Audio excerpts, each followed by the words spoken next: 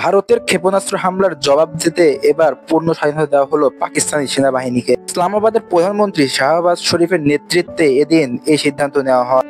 ভারত ক্ষেপণাস্ত্র এবং যুদ্ধবিমান নিয়ে যে হামলা চালিয়েছে তা পুরোপুরি আইন বিরোধী। এই হামলায় নারী শিশুসহ আহত হয়েছে অনেকে। এছাড়া তারা মসজিদকে কেন্দ্র করে হামলা চালিয়েছে, যা পুরোপুরি আইন বিরোধী। ভারতের এমন আচরণের কারণেই আঞ্চলিক উত্তেজনা সৃষ্টি হয়েছে বলে মনে করেন ইসলামাবাদ। ইতিমধ্যে ভারতের 5টি যুদ্ধবিমান ভূপাতিত করার কারণে প্রশংসিত হয়েছেন পাকিস্তানি সেনাবাহিনী।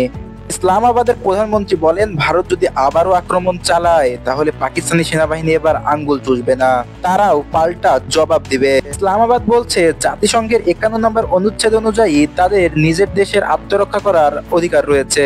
তাই ভারত যদি আবার কোনো প্রকার কোনো আক্রমণ চালায় তাহলে আমরা আর বসে থাকবো না, আমরাও এবার পাল্টা জবাব দিব। ইসলামাবাদের প্রধানমন্ত্রী শাহবাজ শরীফের সেই সিদ্ধান্তের পর এবার পাকিস্তানি সেনারা ঐক্যবদ্ধ হয়েছেন। পাকিস্তানি সৈন্যরা জানান, ভূখণ্ড রক্ষার ক্ষেত্রে তারা এবার ভারতের সকল প্রকার হামলা দৃঢ়ভাবে প্রতিরোধ করে থাকবে।